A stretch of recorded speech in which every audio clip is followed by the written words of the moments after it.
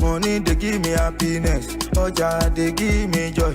Help me call àǹtí joy kó wá wẹ̀ mí pẹ̀lú ọṣẹ joy. Adáfẹ́yìn tèmi tí bá post video, tẹ̀ like, tẹ̀ comment. Na motivation, I no dey do competition. I dey hear correction, after problem na solution. Like tẹ̀ kó máa gbọ́ràn. Kolos, Coco Butter, loud. Laugh and loud. Money they give me happiness, ọjà they give me joy. Help me call àǹtí joy kó wá wẹ̀ mí pẹ̀lú ọṣẹ joy. Adáfẹ́yìn tèmi tí bá post video, tẹ̀ like, comment. Na motivation. Orúkọ mi ni Deji Òjó Olúwọ̀dé, alágbe ni mí. Jíjó jágó, jágó jíjó kókó, kókó jíjó ṣòbíṣù, ṣòbíṣù jó gàlàlà dàpàtìrù. Jíjó tí dọ́là ọgbà, jíjó kókó, kókó jíjó ṣòbíṣù, ṣòbíṣù jó gàlàlà dàpàtìrù. Mo bẹ̀rẹ̀ orin kíkọ ní year 2022. Ìgbà tí mo bẹ̀rẹ̀ kò sí anybody fún mi láti ràn mí lọ́wọ́, but àti bí ọmọkùnrin mo jáde síta, mo hustle, mo máa ń lọ sí job, pa owó, fi lọ sí studio, ṣe freestyle post online. Ìgbà tí mo ṣe freestyle yẹn tó lọ online, tó lọ up and down, tí mo rí pé mo ti ní followers táwọn èèyàn ti sọ pé kí lọ drop orin yẹn, kí lọ drop orin yẹn, kí lọ drop orin yẹn. Ìgbà yẹn mo dẹ̀ wá broke, ó yẹ kí n wá owó kí n lọ sí studio kí lọ kọrin yẹn kí dẹ̀ release ẹ̀, but ìgbà tí kò sówó lọ́wọ́ tó orin yẹn dẹ̀ ń lọ fáwọn náà láì báwọn bá ṣe message mi wá pé súnmọ́ àwọn fẹ́ ṣe orin yẹn fún mi. So ìgbà tí mo wá rí pé àwọn mìíràn serious, àwọn mìíràn ní serious, mo tẹ̀ tún rìn láti bẹ̀ wá láti state mi, mo tún wá sí Lagos state tí mo tún wá bá àyàn kan. Ọ̀rọ̀ yẹn kò serious láti bá mi ṣe orin yẹn, ó tẹ̀ tún wọ́nà àti scam mi. So láti bẹ̀ mo padà lọ sí state mi padà. Ìgbà tó wáyá mo wá rí message láti ọ̀dọ̀ Scooper, ó wá message mi pé kí n pé mo wà, wọ́n sọ pé mo ti wá sí Lagos. Ọjọ́ tí mo padà sí Ondo náà ni wọ́n wá sọ fún mi pé kí n padà wá lọ́jọ́ kejì pé àwọn máa bá mi ṣe orin yẹn pé á dẹ̀ lọ fà. Nǹkan tó wà bẹ́ẹ̀ ni pé ìgbà míì so many things máa ń lọ ní ìgboro tẹ́ pé tí bá tún wò pé bí kan ṣe ń lọ ìyẹn ọ̀tọ̀ tẹ́ pé èèyàn tún fi kọrin. Nǹkan tó bá ń lọ instantly tẹ́ pé àwọn èèyàn gbọ́, and then mo tún lè fi story kọrin, kí n sọ̀rọ̀ nípa ara mi àbí kí n sọ̀rọ̀ nípa èèyàn, mo tún lè fi yẹn kọrin. Ó depend bí spirit yẹn bá ṣe gbé wá sí pé kọ́lé pé mo ṣe máa ń kọ́. Kì í ṣe mi mo mú Small Doctor, but ìgbà tó orin yẹn ń lọ náà láì ni wọ́n sọ fún mi pé Small Doctor fẹ́ fún mi ní verse lórí yẹn, pé ó máa fún mi ní verse, pé so ó máa fún mi verse, àdẹ́ promote ẹ̀. Kì í ṣe mi gangan fúnra mi, mo gbéṣẹ́ lọ bá wọn pé kán bá mi ṣe remix orin yẹn, but àwọn kan bless mi, so ó ṣe rí yẹn. Small singer àti Small Doctor. If you value me, I value you. I cherish my cherish you. Tó bá pọ́n mi lé máa pọ́n ilé, tó bá bá mi fà máa bá ẹ fà. Láti ibẹ̀ lọ kò sí gbẹ̀gbẹ̀, ọ́fítọ́jì kò sí gèlè. Wọn kì í gbé gẹ̀ẹ́sì ẹ̀mú ìyá mi kò sí wèrè. Ọmọ bẹ̀ta alówó jù á lọ, amọ̀yàn jù á lọ, a máa ń wọṣọ jù á lọ, aṣọ ní fìtì jù á wọn lọ.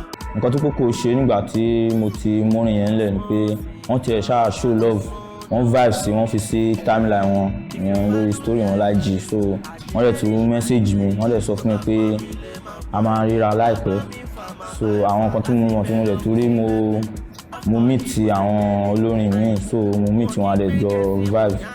Orin tí mo promote lọ́wọ́lọ́wọ́ báyìí òun ni EP mi, I thank God. I thank God for where I am today. I thank God. I sleep today and wake up today. I thank God. Just saving me, I no have accident. Chineke, I know you dey for me, you no fit seke. I happy to play guitar for you, pere pepe. Now you can speak all language, ọba tó lè sọ gbogbo èdè. All African language you can speak, all American language you can speak French, English.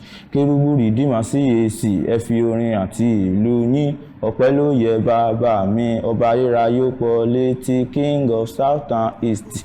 Nínú òkùnkùn àtọmọlẹ̀ sí EP mi nìyẹn. So that's àkọ́kọ́ nínú orin yẹn náà nìyẹn, so but EP ni òun mo promote lọ ra ni. Lóòótọ́ ni tí bá ń kọrin mi ò ṣẹ́jú, nǹkan tó ṣẹlẹ̀ ni pé fóònù tí mo máa ń lò kó tó di pé mo get iPhone Android ni, but ojú ẹ̀ kámẹ́rà yẹn ò clear, so kí tó di pé máa face front camera mi mo dẹ̀ máa ń fi sí, so tí wá ti tàn bẹ́ẹ̀ mo máa ń tan náà mí sí, so iná yẹn máa ń tàn sí mi lójú, tí iná bá lè tàn sí mi lójú púpọ̀ bẹ́ẹ̀ yẹn, so mi ni wá lè ṣẹ́jú, nǹkan tó máa ń fi ṣe freestyle yẹn mi ní lè ṣẹ́jú, iná yẹn wá bright sójú mi, so kan ló máa jẹ́ ńlá bí sílẹ̀ nù.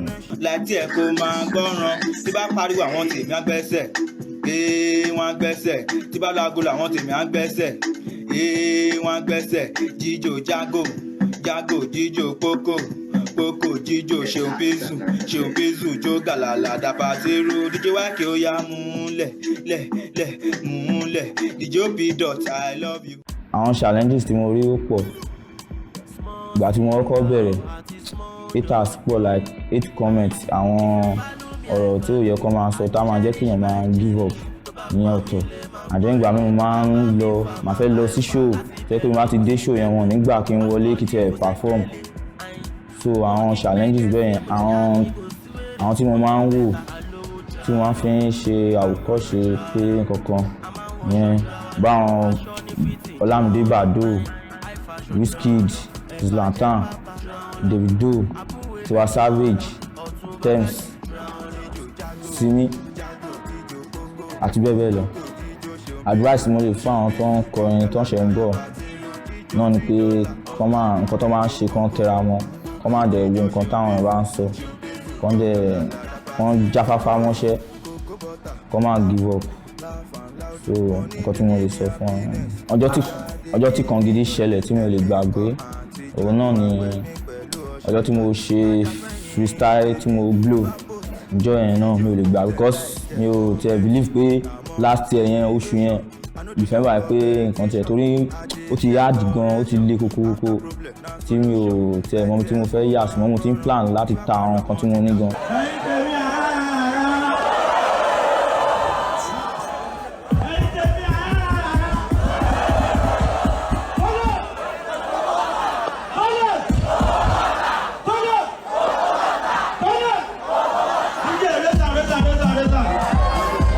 Ladies and gentlemen, let's go.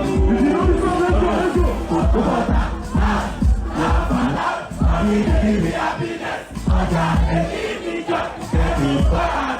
Gbogbo ẹ̀yin haters mi tẹ̀ fi mí ṣe yẹ̀yẹ́, ojú yín ló máa ṣe tí mo máa gbọ́ pẹ́ńtátọ̀ pọ́n àṣẹ tó mi bá dé ta ló fẹ́ fọhùn tí mo bá ń pààrà tí mo ń fọhùn lórí afrobeat àpàlà àbí amapiano ṣẹ̀kẹ̀rẹ̀ màkánná ọmọ ìyá mi màkánná ṣó ti yẹ màkánná àmàgbọ̀pẹ́ màkánná we go far màkánná we go cash out màkánná ṣé you understand me màkánná.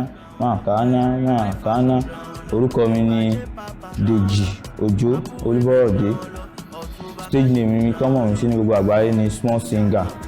Tẹ́ bá fẹ́ bá mi pàdé ní online Instagram Small Singer náà lè máa search, lórí TikTok náà Small Singer. Mo wà ní orí Orisun, ẹ má yí kúrò ńbẹ̀.